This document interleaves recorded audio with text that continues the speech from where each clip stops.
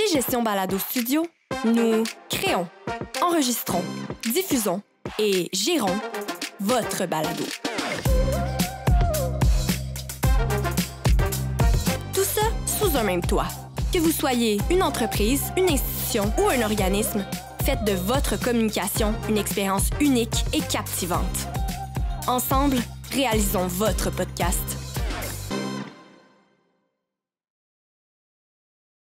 Bonjour tout le monde et bienvenue dans un autre épisode de ce sommet virtuel de l'entrepreneuriat et du reprenariat. Donc, notre dernière conférence aujourd'hui, et avant de passer la parole à notre conférencier, je tiens vraiment à remercier Bronco Marketing et GB Studio, deux collaborateurs très précieux qui ont permis d'avoir une qualité exceptionnelle au niveau du déroulement de ce sommet et des partages aussi que vous allez, sur lesquels vous allez pouvoir mettre la main éventuellement. Donc, aujourd'hui, notre invité, Alex Blouin de Barricade Fiscalis. Donc, Alex et moi, on se connaît depuis déjà un bon moment. Et aujourd'hui, Alex va nous parler des règles fiscales sur les nouvelles transactions d'entreprise. Je sais que ça touche le cœur de beaucoup de personnes, de beaucoup d'entrepreneurs.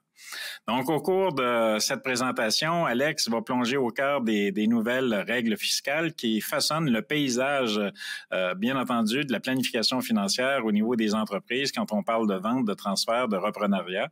Les entreprises doivent naviguer, bien entendu, habilement à travers tout ce nouvel écosystème de changement au niveau des transactions et des transactions qui vont être impactées de façon assez importante. Alex va nous en parler tantôt. Donc, nous aborderons des sujets tels que l'exemption du gain en capital, les transactions intergénérationnelles au sein des familles, l'impact des hausses de gains en capitaux et préparez-vous à découvrir des insights précieux pour optimiser vos stratégies fiscales. Et sans plus tarder, je passe la parole à Alex Blouin de Barricade Fiscalis. Merci François pour la belle présentation. En fait, aujourd'hui, effectivement, on va naviguer au travers des plus récents changements gouvernementaux au niveau surtout fédéral, mais que le provincial s'est empressé d'accepter aussi de son côté. Tout ça a eu lieu en début d'année. Là. Actuellement, on est vers la fin 2024. Tout ça a eu lieu en avril 2024, pour ceux qui s'en souviennent.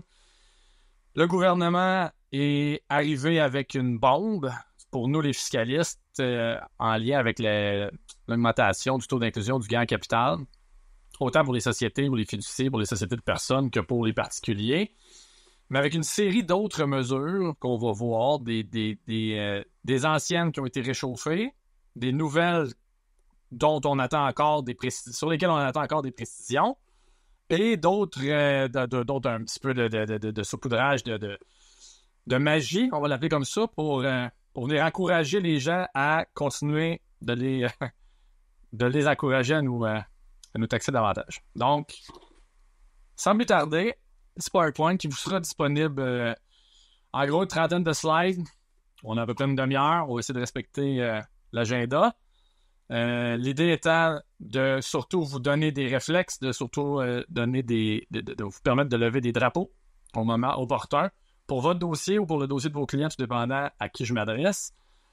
Terminologie, ça, c'est plus de la poutine. C'est des acronymes qui seront sans doute utilisés dans la présentation, mais pour votre bénéfice, on peut passer plus rapidement. Donc, on va décliner la présentation en trois parties. Le budget fédéral, comme je viens de l'indiquer. Trois choses importantes à retenir de ce budget-là. Tout le monde a parlé, en tout cas tout le monde que ça les intéresse, là, ont parlé de la hausse du taux d'inclusion du gain en capital. Il y a eu une baisse aussi du taux d'inclusion en C, l'incitatif aux entrepreneurs canadiens, on va y revenir.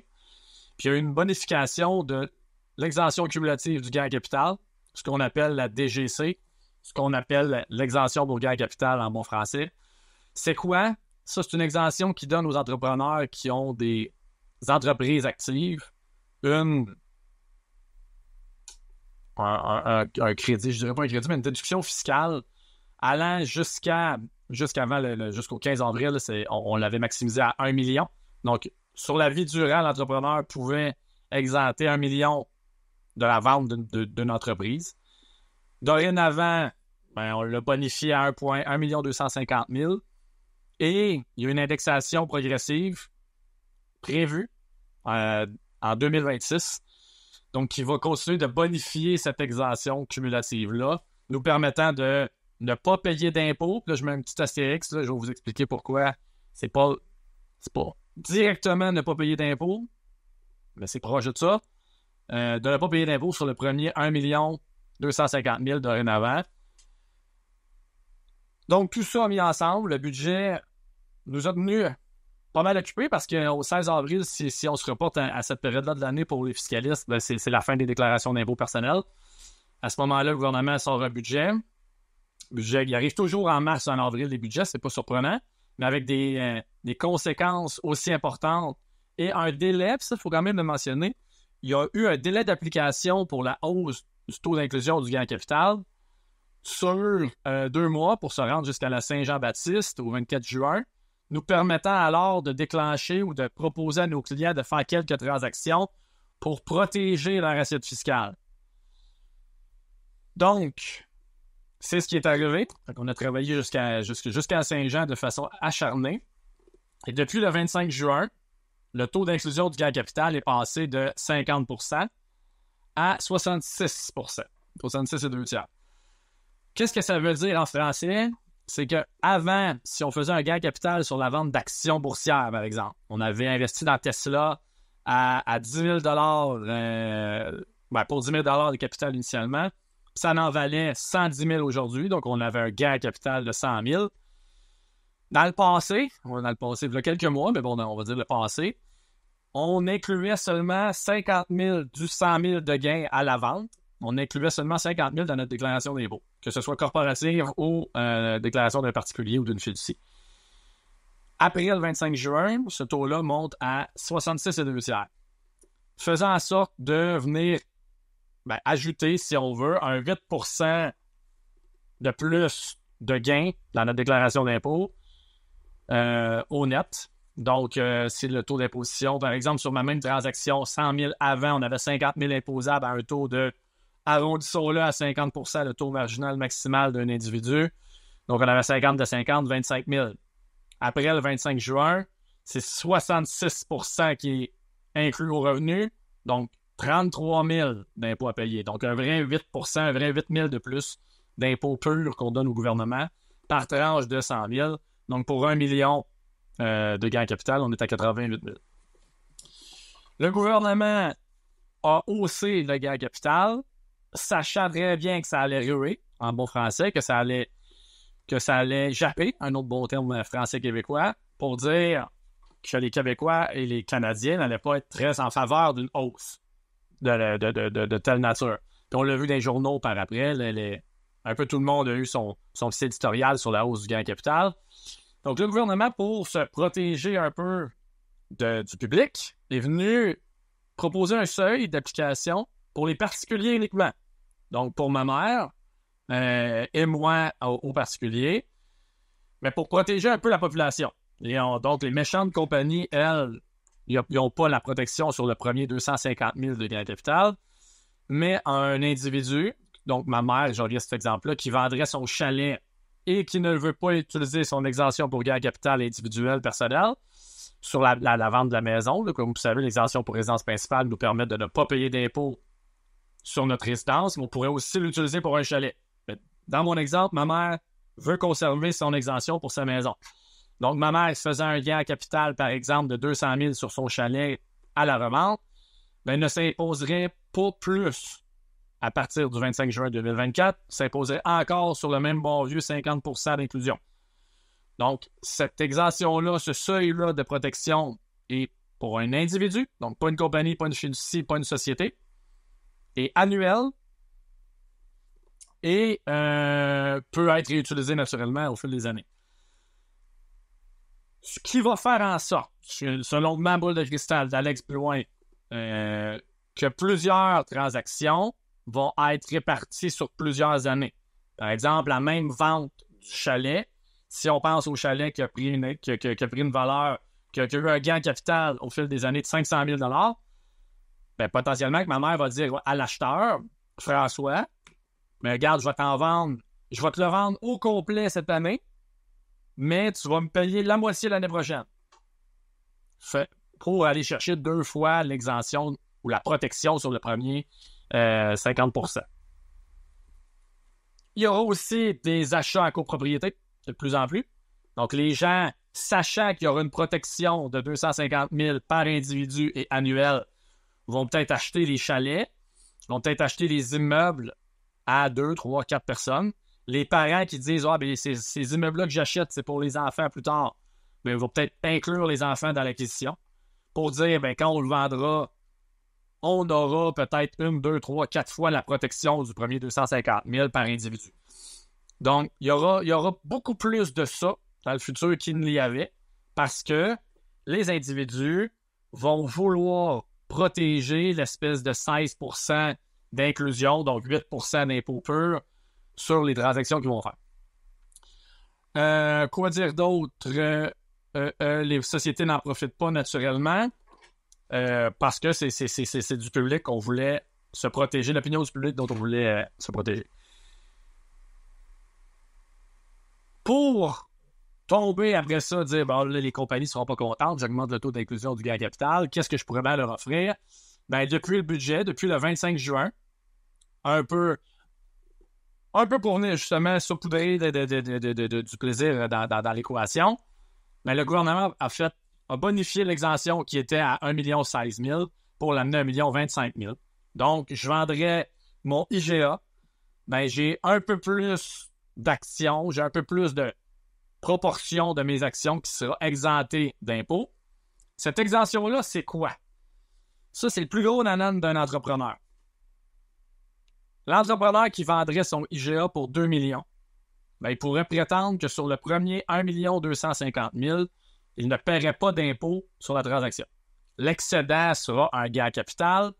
L'excédent sera un gain capital, personnel, peut-être dans une compagnie, dans une fiducie, on verra, parce qu'on revient un peu sur la slide précédente qui dit qu'il y aurait peut-être du 66%, il y aurait peut-être du 50%, donc faisant son grâce pour l'instant.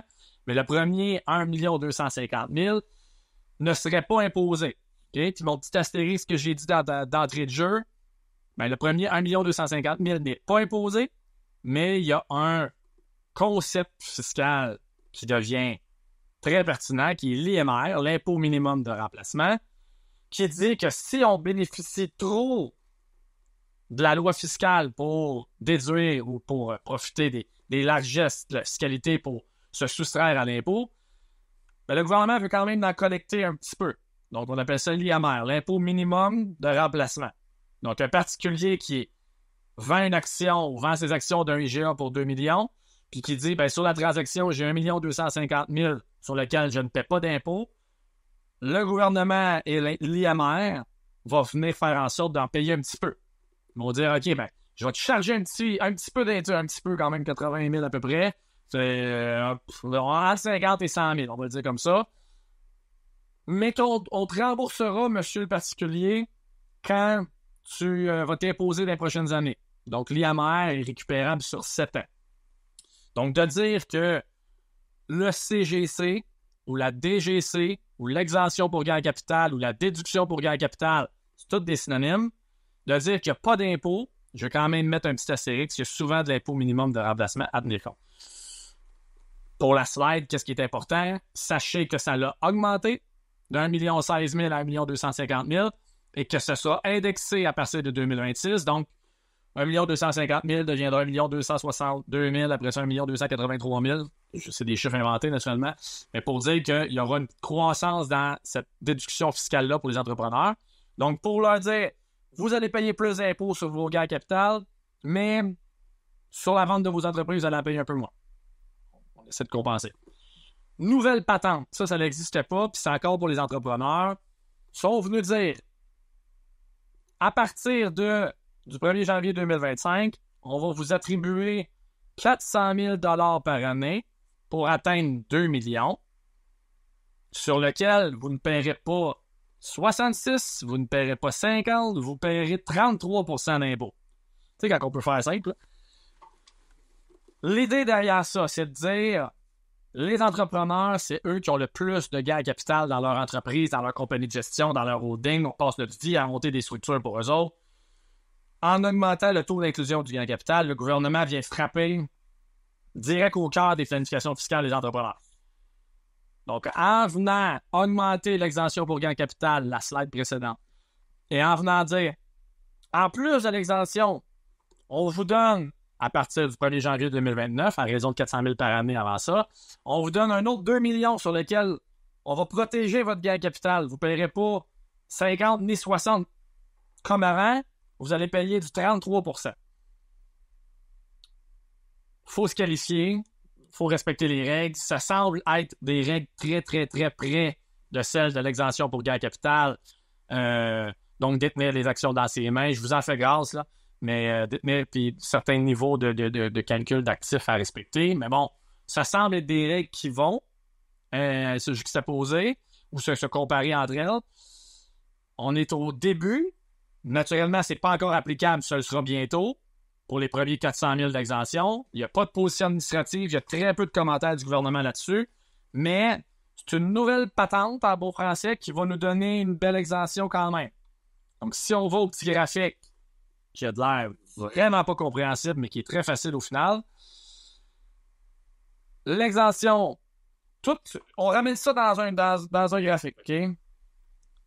Ce qu'on a voulu proposer, c'est de dire, avant, on profitait d'une exemption pour gain de capital sur 1 16 000 et le gain de capital était de 50 % sur tout le reste de ma balance.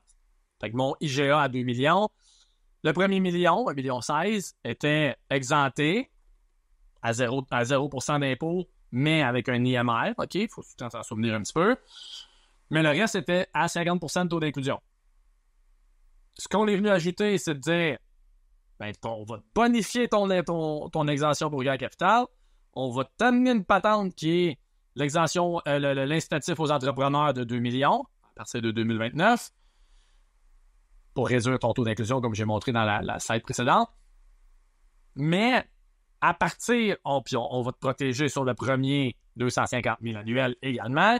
Mais à partir de ça, un coup tu as tout épuisé ça, tu vas payer 66 % sur le reste. Donc, on se rend compte en additionnant les mesures que c'est à partir de 6 250 000 qu'on a vraiment on commence à perdre par rapport aux mesures précédentes. On commence à avoir moins d'avantages à un coup tout additionné qu'on avait auparavant sans ces mesures. Donc, c'est pour vous le montrer. C'est le fun de dire ça à Noël. Je vois le temps avancer. Ça, c'est des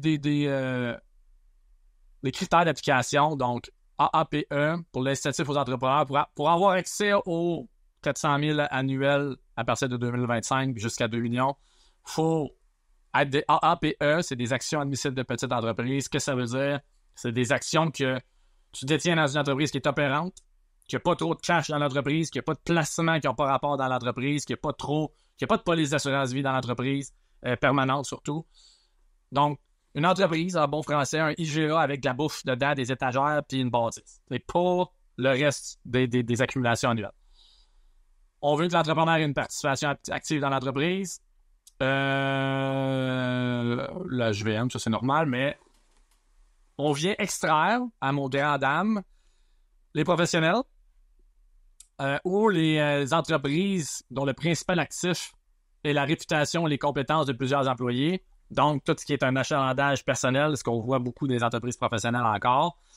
Tout ce qui est secteur financier, assurance, immobilier, hébergement, fait que l'immobilier est encore exclu. J'ai pas mal de clientèle là-dedans pour ceux qui me connaissent. Donc, ça, c'est triste. Mais bon, ce qu'ils veulent viser, c'est la masse.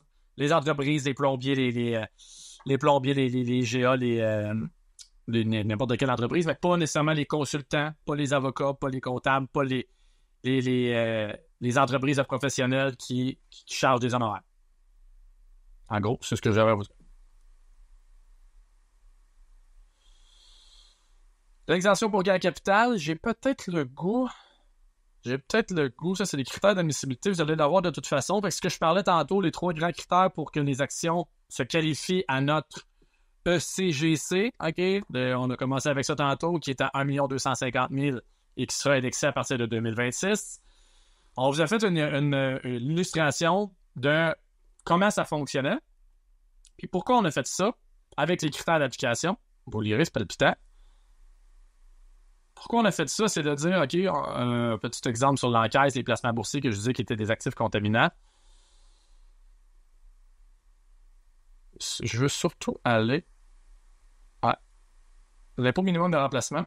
Okay, ce qu'on parlait tantôt. Je vous ai mis les critères plus à des fins de lecture de votre côté. Mais ce qui est intéressant, c'est ça. Transfert intergénérationnel. OK? J'ai passé beaucoup de slides volontairement. C'était pour vous montrer, surtout pour vous donner un exemple de comment ça fonctionne. Étant donné le temps est restreint, je ne vais pas prendre l'exemple et le descendre avec vous. Vous êtes capable de lire. Mais c'est pour vous montrer si mon propriétaire DGA vend son entreprise à un compétiteur qui n'est pas dans sa famille. Bien, tout ce qui est précédent fonctionne à merveille. Vous allez voir, toutes les slides vont vous expliquer comment ça fonctionne, même l'IMR pour vous dire, OK, ben le petit astérisque que je dis depuis tantôt, il n'y a pas d'impôt, mais bon, vous allez pouvoir le lire. On avait un gros problème. Puis ça, c'est récent. Ça, c'est le projet de loi C-208 qui est d'application depuis 2024. Il y avait un gros problème avant 2024, avant ce projet de loi-là, qui était la vente d'entreprises dans la même famille. Ça, le gouvernement avait une patate chaude dans les mains depuis longtemps parce que tous les organismes, tous les autres professionnels parlaient de... Ça en vient des transferts, là. Il y a beaucoup de nos entreprises qui ne resteront pas dans les familles, puis encore pire, il y a beaucoup d'entreprises qui seront vendues à des étrangers, donc d'autres provinces ou des Américains ou outre-mer. Le gouvernement était conscient de ça. Le gouvernement du Québec avait proposé une mesure, si je me souviens bien, 2018-2019, avec des critères, mais tellement, OK, puis je ne veux pas faire de politique, mais des critères tellement restrictifs que très, très, très peu de gens de la communauté fiscale ont sauté sur l'occasion de venir prendre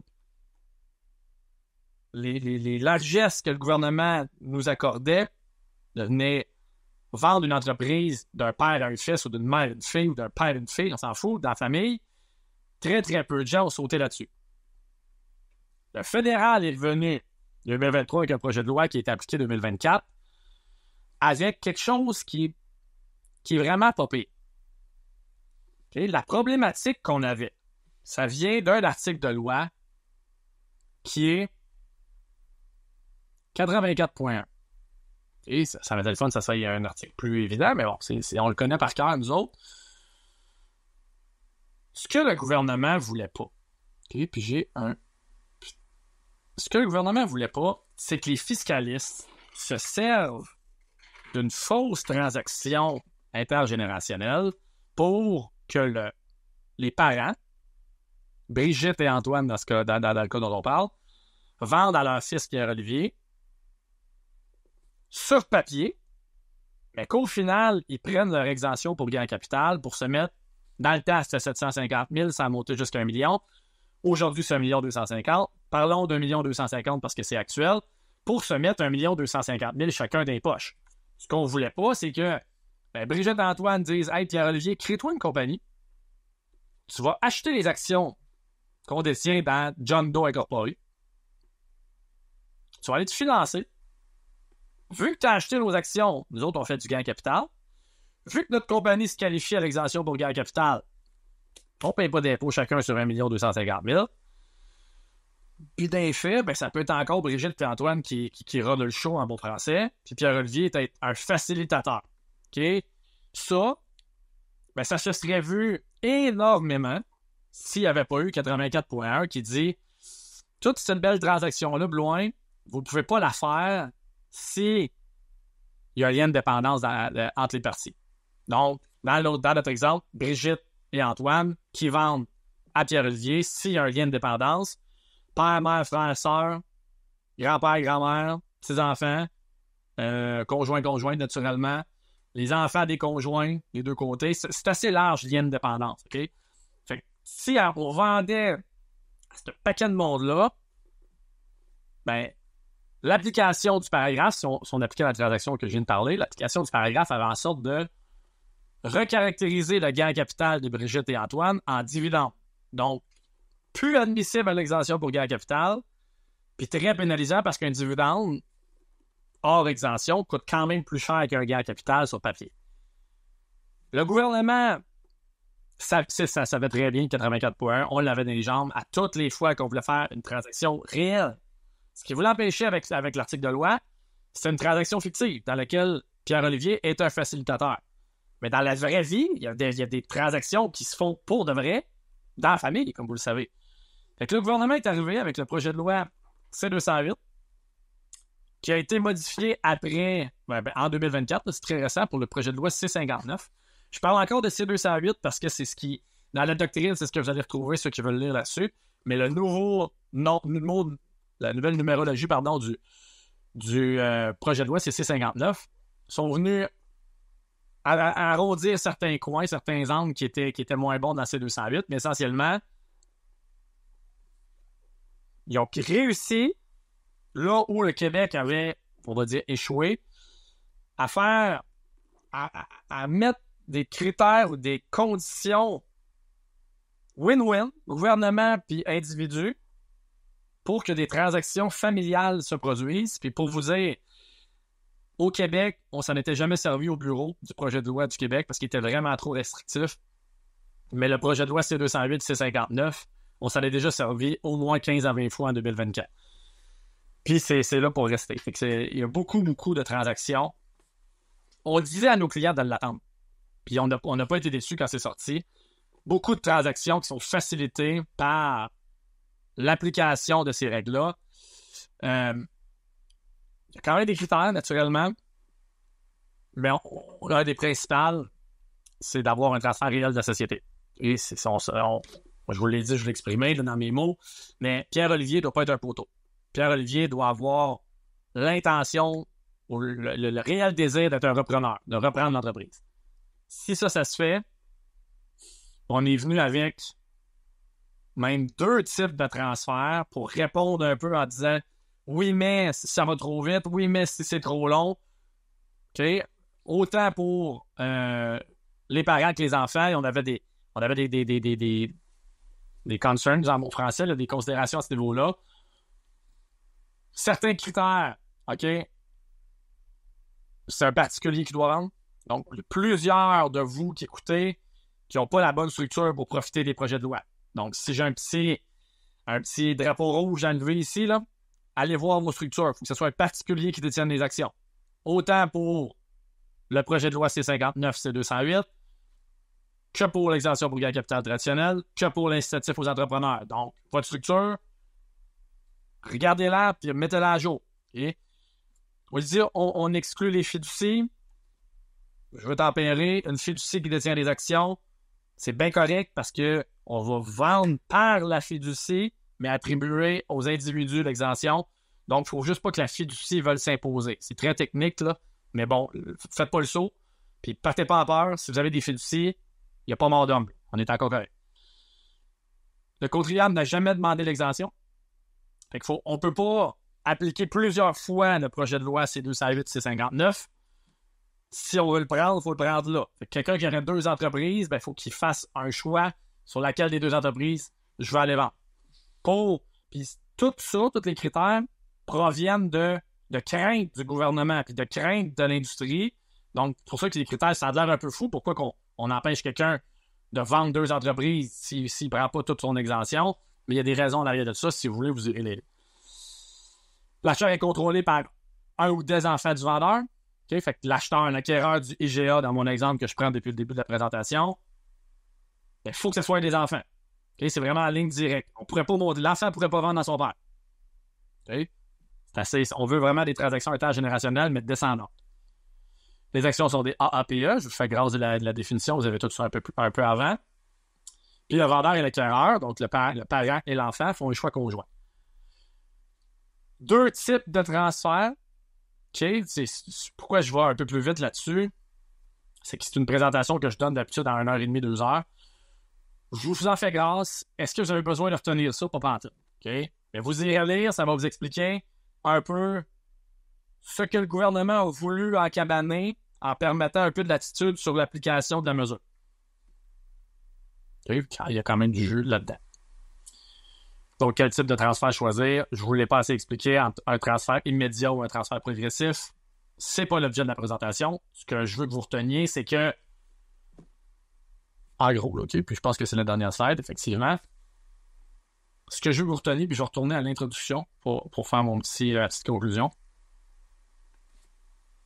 Le gouvernement est venu jouer dans nos règles historiques de guerre capitale. Est-ce que le gain capital demeurera à 66 %? Okay, oublions la protection pour le premier 250 000. La communauté fiscale ne s'entend pas. Il y en a qui parlent que... Moi, je pense que c'est le début.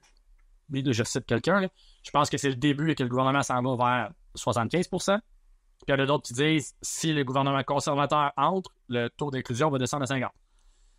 Sans faire de politique, ce que je peux vous dire qui est un fait, c'est que le gouvernement a un déficit immense depuis la pandémie. Il faut qu'il trouve des mesures pour renflouer le déficit. Est-ce que le taux de la hausse sur l'inclusion du gain capital, c'est la meilleure mesure? Je ne le sais pas, mais ça n'est une qui fait rentrer pas mal d'argent, plusieurs millions par année. Donc, est-ce que c'est là pour rester? Je ne le sais pas, mais bon, ils n'ont pas manqué leur coup si leur but c'était de venir chercher de l'argent.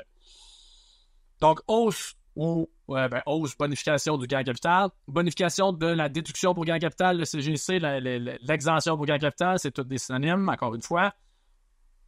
L'incitation aux entrepreneurs. Donc, ce qu'on est venu faire avec ces deux mesures-là, c'est de dire, on vous a pas oublié les entrepreneurs, oui, on augmente le gain capital, mais pas pour vous autres. Et au moins pour vous autres.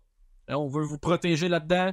On veut que les entrepreneurs restent entrepreneurs. On veut encourager l'entrepreneuriat. On veut vous créer des emplois. Donc, on va vous charger moins d'impôts sur certains paliers. On va... vous êtes mieux dans des petites entreprises qu'avant. En gros, c'est ça le message. Le point numéro 2, c'est l'explication de la déduction pour gain capital qui est le CGC. OK? Encore une fois, c'est synonyme. Donc, l'impôt minimum de remplacement à retenir, ça, c'était mon éditorial. Je vous dis, ça, c'est très, très, très souvent oublié. Puis, il y a des clients qui reviennent l'année d'après en disant « Tu m'as dit que c'était zéro impôt, puis il m'en reste à payer. » Comment ça? Ben, c'est l'impôt minimum de remplacement, sachez-le. Puis, pour finir, la conclusion, on est très content. On est favorable à plus de ce genre de mesures-là où on va encourager le transfert entre générations descendantes. Bon, on aurait aimé ça que ça soit ascendant parce que ça arrive de temps en temps que les enfants relaient une entreprise aux parents, moins fréquent, mais bon. On aurait aimé ça qu'il y ait plus de largesse, mais on se contente de ce qu'on a pour le moment. Projet de loi C-208, C-59, pour ceux qui sont dans une situation où il y a des transferts intergénérationnels descendants qui se trament, qui surviendront. Puis c'est à peu près 60% des entreprises du Canada qui vont changer de main dans les prochaines années, comme vous le savez. Ben, allez voir ça. Questionnez vos fiscalistes. Questionnez Barricade si vous voulez venir nous voir. Il y a du bon jus, il y a du beau stock à aller voir là-dedans. Pour ceux qui ont aimé la présentation, en fait, j'avais des petits codes promo pour vous autres. On donne souvent des formations. On fait ça le samedi matin avec divers intervenants chez Barricade Fiscaliste. J'avais des codes promo. On a une séance 2024. On a déjà donné, si je ne me trompe pas, 6 formations qui sont préenregistrées. Puis il en reste une à venir au mois de décembre. On est en novembre actuellement, au moment où on se parle, comme vous savez.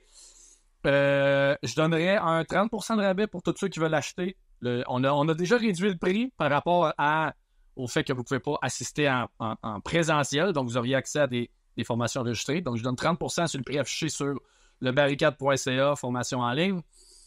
Et ceux qui achèteront la section, le bundle en bon français 2024, on donne aussi 30% de rabais pour la séance 2025 où tout est à venir, tout est à faire. Vous pourrez venir nous voir le samedi matin, 7 fois par année, pour venir nous challenger sur la fiscalité sur tous ces aspects. Donc, ceux que ça l'intéresse, code promo Sommet BF. Donc, Sommet tout en majuscule, BF pour Barricade Fiscaliste. Donc, à une prochaine. Merci. Merci beaucoup, Alex. C'est toujours déconcertant de te voir aller à l'intérieur d'éléments qui sont techniques, puis ta facilité, ta capacité de pouvoir verbaliser puis rendre accessibles des informations aussi complexes pour l'ensemble des humains et des contribuables. Donc, beaucoup d'acronymes à l'intérieur de ce que tu parles, mais tu as l'air à les connaître par cœur. Donc, ça, c'est très bien, c'est rassurant. Mais dans les points clés que j'ai remarqués, là, que j'ai notés, là, parce que j'ai pris une liste de petites notes. Bien entendu, là, on parle d'une hausse du taux d'inclusion sur le gain capital. On parle du 50 à du 66,2%. Les exemptions aussi de 250 000 pour les particuliers. l'IMR, l'impôt minimum de remplacement. Donc, même si on dit qu'il y a des exemptions, mais il y a des exemptions qui sont pas 100% là. Donc, il faut considérer qu'il va y avoir de l'impôt à payer. Le 1 250 000 de l'ECGC, là, donc l'exonération sur le gain en capital, plein de nouvelles règles là, qui entrent en place, puis de nouvelles mesures qui sont progressives dans le temps jusqu'en 2029, du moins pour le moment avec ce que tu nous parlais tantôt. Et j'ai noté aussi un point de croisement, donc un point de croisement à 6 250 000, donc les règles actuelles, les règles futures, pour voir, mais écoute, en comparaison d'une transaction qu'on ferait aujourd'hui, qu'on fera plus tard, donc le point de croisement, je pense que c'est quelque chose d'important. Et également, mais écoute, tu as soulevé toute la fiscalité qui concerne les professionnels de tous les domaines, conseil, facturation d'honoraires, donc tu en fais partie aussi, Alex. Donc, et toute ton entreprise. Et ce que j'ai noté, c'est que oui, il y a des problématiques qui arrivent selon le type d'entreprise, le modèle d'affaires, le type d'industrie, mais ce que je note aussi, c'est que dans la façon de verbaliser le tout, c'est qu'il y a des solutions, puis il y a des fenêtres d'opportunités qui sont présentes. Il faut être bien accompagné à l'intérieur de tous ces processus-là et faire en sorte de maximiser le potentiel des règles C208 et C59. Tu vois, j'ai retenu des chiffres. Donc, c'est très bien. Merci beaucoup, Alex Jouin. Puis, en terminant, c'est notre dernière conférence du sommet aujourd'hui. Donc, 14 jours consécutifs, 14 jours à vous livrer du contenu très pertinent et avec des personnes hyper intéressantes. Un merci tout spécial à vous tous et toutes, chers auditeurs, chères auditrices qui avez participé, qui avez émis des commentaires. C'est toujours plaisant de voir que sur une première, parce que c'était une première au niveau de ce sommet-là, de voir un taux d'achalandage, de participation et un intérêt très grand pour l'entrepreneuriat et le reprenariat. Je peux pas passer non plus sous silence mes deux partenaires principaux, mes deux partenaires de choix. Donc, merci beaucoup à Bronco Marketing de Québec, à GB Studio également de Québec pour leur immense contribution à l'intérieur du déroulement de ce sommet-là, parce que c'est toute une organisation et une gestion technique, logistique. Et un merci vraiment du plus profond du cœur à tous nos pénalistes, nos conférenciers invités qui si généreusement sont venus partager leur savoir, leur connaissance et nous alimenter à l'intérieur des différents sujets qui ont fait l'objet de notre agenda. Donc, merci infiniment à tout le monde, puis à très bientôt. C'est un au revoir, c'est pas un adieu. Donc, on va regarder à travailler sur une édition 2 du sommet virtuel de l'entrepreneuriat et du reprenariat. Merci beaucoup. À très bientôt.